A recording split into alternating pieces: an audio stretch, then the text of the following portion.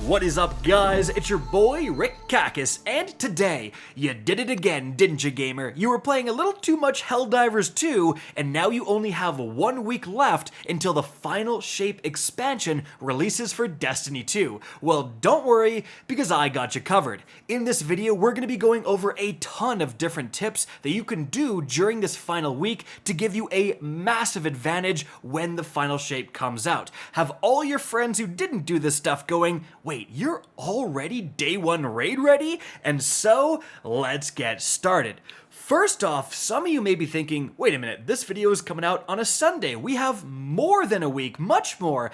Well, that's where you might be wrong. As you can see right here, there's going to be 24 hours of downtime before the Tuesday reset time when Final Shape comes out. So you won't be able to play all of Monday. So you really do only have from this Sunday until next Sunday. Yeah, so you better get started. Now, first of all, let's talk about bounty prep. We're gonna go over this section quickly because it's the most common type of prep. However, there's a big change this time around that you want to be aware of, and bounty prep is going to be extremely important to do because the Final Shape raid comes out the first Friday, only 3 days after the release of the expansion. So this is going to matter a lot. Now, what bounty prep is simply completing a bounty, but not actually clicking on it to turn it in. So you just have the completed bounties sitting there in your quest screen, and that means you can wait to turn them in when the final shape comes out, and you gain a huge boost of experience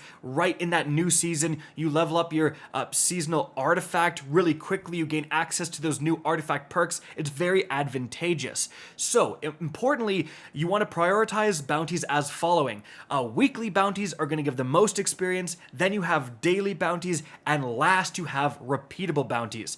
Now, there's not too many sources of weekly bounties left in the game. Here's where you can find them. First of all, the Dreaming City. Now, importantly for the Dreaming City, when you're talking to Petra, the Ascendant Challenge weekly bounty will actually reset every single week because it's different Ascendant challenges. So if you actually do this weekly bounty before reset, you can actually grab another one after reset. So keep that in mind. After that, you also have the Cosmodrome, Shaw Hands weekly bounties. You then have Europa, 2 weekly bounties there. On the moon, these 2 weekly bounties actually don't say they give experience, but they definitely do. And remember, you have another 2 weekly bounties also on the moon at the Lectern of Enchantment. After that, Neomuna has 1 weekly bounty you want to grab. Starhorse, you can grab a big bounty from him, the gold one, and if you can't do that, the silver ones are good too. And then you have a bunch of clan bounties that are all technically weekly bounties in the experience they give.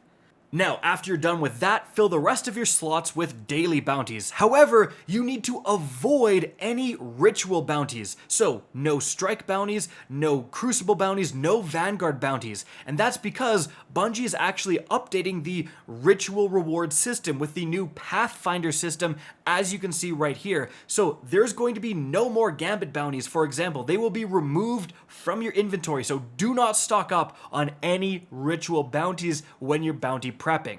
Okay, moving on off of bounty prep, now to some resource management. First of all, you need to spend all of your legendary shards if possible. Legendary shards are being completely removed from your inventory in the final shape, and you are getting nothing in return. So if you have 30,000 legendary shards, you're getting 0. And unfortunately, at the start of this season, Bungie changed a lot of the things that cost legendary shards originally to cost other resources. So there really isn't too much to spend your legendary shards on. I mean, when Xur comes this weekend, 100% buy pretty much everything Xur has, because why not? Another big tip, however, when it comes to spending those legendary shards is phantasmal fragments on the moon. As you can see, you can exchange 10 legendary shards for a phantasmal fragment. Now, that is a horrible exchange rate normally, but importantly, you can then take these phantasmal fragments and, as you can see, go to the Cryptarch and get Glimmer out of them. So basically, this is a very inefficient but better than nothing way of turning your legendary shards into potential Glimmer, which will, of course, still be a relevant resource. Now, after that, another good thing to stock up on, raid banners. these just straight cost legendary shards, and unfortunately you can only have a stack of 100, and then it's going to make another stack, but hey, might as well just completely stock up on raid banners before this stuff is removed.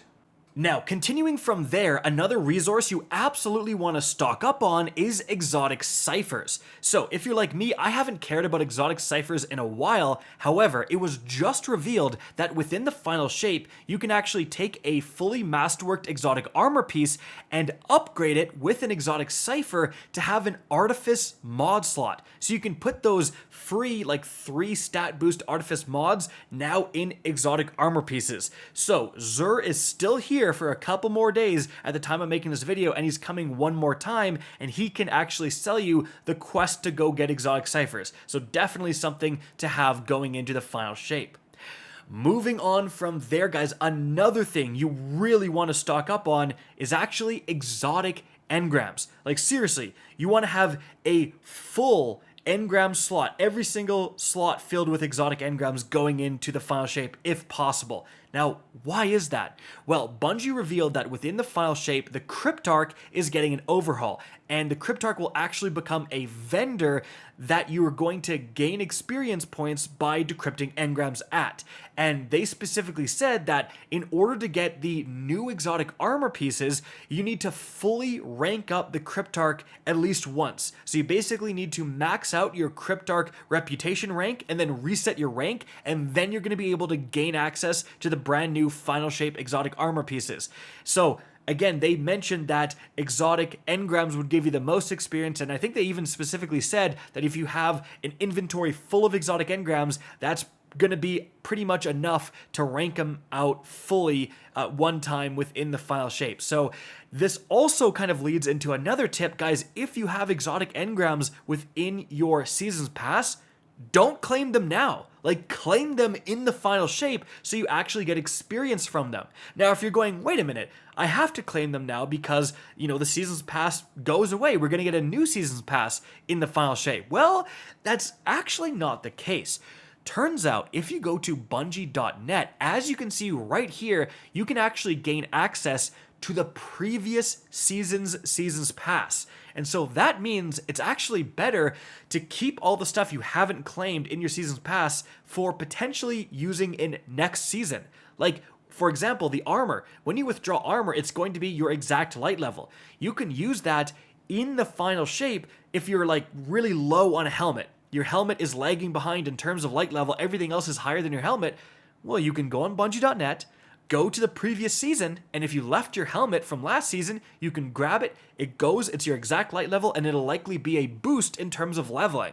And very importantly, this also works with deep sight harmonizers. So I'm saving every single deep sight harmonizer in my Seasons Pass because I'm going to claim them in the final shape and use them to unlock final shape raid weapon patterns, right? So that's another huge thing you want to leave in your Seasons Pass, guys. Now, speaking about final shape raid weapons, another resource you may want to stock up on is Spoils of Conquest. Especially with Pantheon being a relevant activity right now, if you squeeze a Pantheon completion in this final week, you're going to be getting spoils. And at the end, you can interact with a Pantheon vendor and buy raid weapons from across many different raids. However, you could actually save those spoils because they will likely still be the raid currency next season in the final shape. So you can use those spoils then on brand new final shape raid weapons if you want to. That's at least what I'm doing. Now, one more thing you may want to stock up on is the Star Horse reward boxes. These boxes come from Dares of Eternity and spending your strange coins on Star Horse, and they will actually give you gear. And in the past, when we've had a big level jump, like when we've had a new soft cap, that means any loot you're getting is going to progress you towards that soft cap in terms of light level. So people have stocked up on hundreds of these Star Horse boxes and then just spammed them all to get to the soft cap like 2 seconds after the new expansion drops. However, if you are doing the legendary campaign, you get so much loot from the legendary campaign, and then you get a guaranteed high power level armor set at the end of it. You probably won't need to do this, but I just thought I would mention it. And then guys, moving on from there, the last thing you're going to want to do to prep is just learn about the buffs and the nerfs. Over the past couple of weeks, Bungie has announced massive sandbox changes, and I've done videos on all of these different articles. So the first announcement was the weapon buffs and nerfs. That's linked right up above, and the big winner here is pulse rifles. Pulse rifles are going to be doing something like 30 to 40% more damage against red bars. Like, they're going to be shredding. So if you have good pulse rifles that you like, take them out of your vault, infuse them up, get them ready to use within the final shape. Next up, we have some big buffs and nerfs to abilities. Again, that video is linked right up above with all those changes, and those include a nerf to Well of Radiance, a nerf to the Titan Bubble, a big nerf to the Berserker Titan and how much melee damage you're going to be doing. Like, all that stuff, very relevant changes and important to know going into the final shape. And then lastly, guys, we have the buffs and nerfs to armor, like exotic armor. Again, that's linked up above if you want to know all the changes, but some important ones. Cenotaph Mask for the Warlock. Like, you're not going to be able to run multiple Warlocks and get heavy for everyone. The Sun Bracers, also for the Warlock, are getting a nerf and stuff like that. So more important stuff to know if you're planning on making loadouts for the final shape. And so guys, that is it for the video. I hope you enjoyed and found this informative. If you did, please remember to help me out by simply rating and especially sharing this video. If you guys want to see more Destiny 2 content similar to this, don't be afraid to slap that subscribe button. If you want to get in touch with me and keep up to date with the latest channel activity, the best way is to follow me on Twitter at RickCacus, that is linked in the description down below. Again, I hope you enjoyed the video, and as always, have a good day.